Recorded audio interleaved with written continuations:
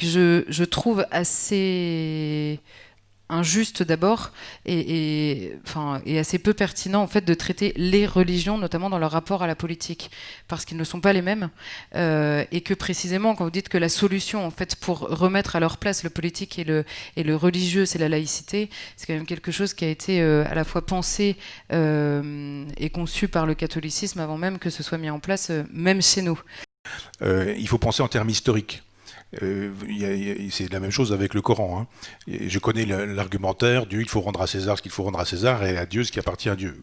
Le pouvoir devient religieux quand Constantin en 312 décide que l'Empire va devenir chrétien. C'est pas exactement la même chose de dire cette phrase-là dans une logique où on est opposé au pouvoir et dans une logique où on est au pouvoir. Donc je veux bien qu'on dise aujourd'hui que les chrétiens se sauvent en disant mais c'est nous qui avons inventé la laïcité. Non, vous l'Église. Hein. Donc j'enlève le vous, parce que je sais bien que vous n'étiez pas là, permettez que j'ai un peu le sens de la chronologie, malgré votre jeune âge, je sais qu'à l'époque vous n'y étiez pas. Mais quand même qu'il y a un moment donné où vous faites contre mauvaise fortune bon cœur, c'est-à-dire que vous allez nous expliquer que la séparation de l'Église et de l'État, c'est vous qui l'avez voulu aussi, il ne faut pas exagérer. Le combat laïque ne se fait pas chez les chrétiens. Il se fait contre le christianisme pendant des siècles. Aujourd'hui, effectivement, l'Église est devenue, même l'Église est devenue laïque et essaie de se faire pardonner. Il n'y a plus de sacré, il n'y a plus de transcendance. Vous voyez que vous le regrettez. Ah oui. Ah mais non, mais bien sûr. Non, mais en bien fait, sûr. je pense qu'on n'a Non, pas, mais on n'a pas du bien tout sûr la que je le même. regrette. C'est-à-dire qu'on n'a pas besoin de boy scout à la tête de l'Église. On a besoin de gens qui fassent de la théologie, qui aient le sens du sacré. Bien sûr. Finalement, sur cette question de la laïcité, en fait, d'abord, la séparation de l'Église et de l'État s'est faite bien avant la Révolution française. Il y a qu'à voir l'histoire à la fois des rois et de leurs relations avec le pape, les papes, savoir où habitait le pape.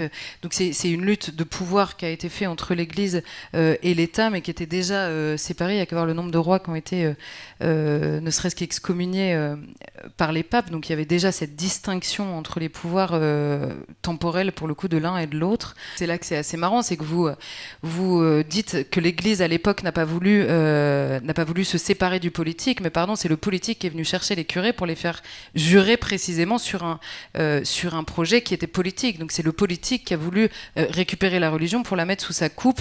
Et enfin, sur la question de la laïcité, quand je dis que le catholicisme peut comprendre la distinction parce qu'il l'a pensé et qu'il le pense, justement, cette différence entre la gestion des choses spirituelles et la gestion des choses temporelles, c'est sur cette question de savoir est-ce que la laïcité dans une société, et je pense que c'est là-dessus qu'on n'est pas d'accord, puisque vous évoquez 1905, où effectivement l'Église a été encore une fois un peu malmenée pour le coup par le politique en premier, c'est que la laïcité telle que conçue par le catholicisme sépare les choses spirituelles des choses temporelles, l'État de l'Église.